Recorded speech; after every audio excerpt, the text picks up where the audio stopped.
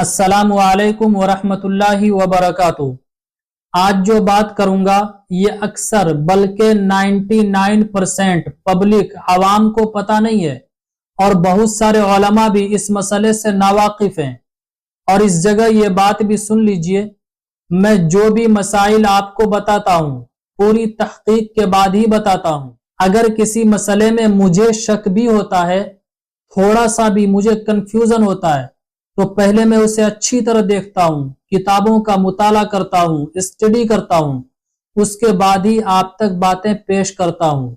और ये बात आप भी जानते हैं, मैंने कोई छोटी जगह से पढ़ाई नहीं हासिल की है। एशिया की बड़ी यूनिवर्सिटियों में उस यूनिवर्सिटी का शुमार होता है, वहां से मैंने पढ़ाई हासिल की है। इसलिए दीन की जो भी बातें मैं आप तक पहुंचाता हूं, आंख कान बंद करके उस पर अमल कर सकते हैं। बिल्कुल प्योर दीन आप तक पहुंचा रहा हूं। चूंकि मसाइल का बताना इतना आसान नहीं है जितना हम समझ बैठे हैं, तो गौर से ये मसाइल सुनिए।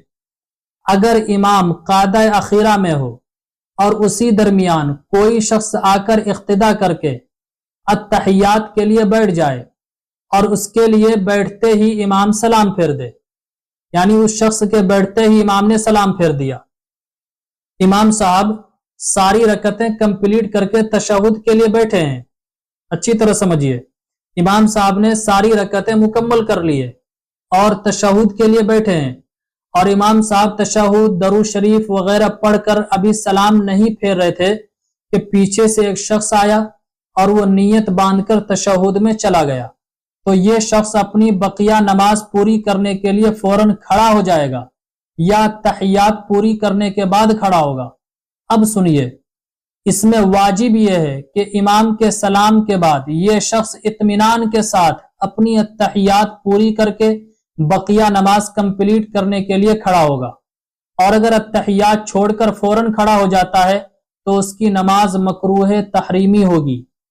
मस्जिद में आप खुद नजर दौड़ा लें, अगर कोई शख्स आखिरी रकत में आता है, चाहे वो आवाम हो या खास हो, हर किसी की यही चाल है, तशहुद कंप्लीट नहीं होती है, जैसे इमाम ने सलाम फेरा वो खड़े हो जाते हैं। देखने में आता है कि अक्सर लोग इस मसले से बेखबर होते हैं। आवाम तो आवाम, खवास भी इस अहम मसले से नावाकिफ हैं और इमाम के सलाम फेरते ही अत्तहियात पूरी किए बगैर फौरन खड़े हो जाते हैं।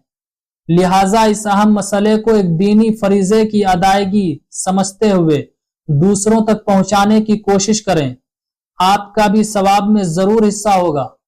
कादा ऊला और कादा सानिया, बल्कि हर कायदे में अत्तहियात यानी तशहुद पढ़ना वाजिब है, चाहे फर्ज नमाज हो या तरावी।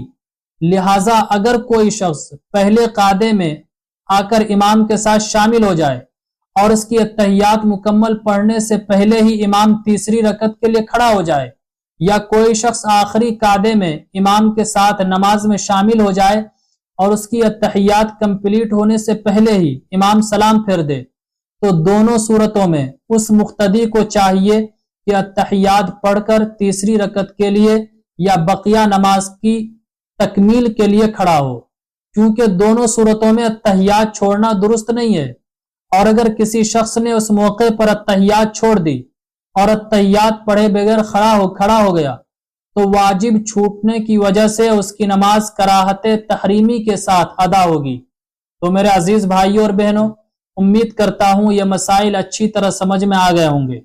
तो इस क्लिप को रिश्तेदारों में, दोस्तों अहबाब में, ग्रुप्स में शेयर कीजिए। जो इस मसले से नावाकिफ हैं उनको अच्छी तरह समझ में आ जाए।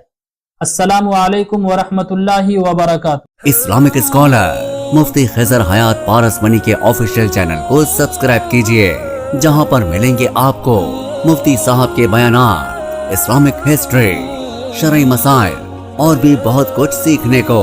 जज़ाकल्लाह।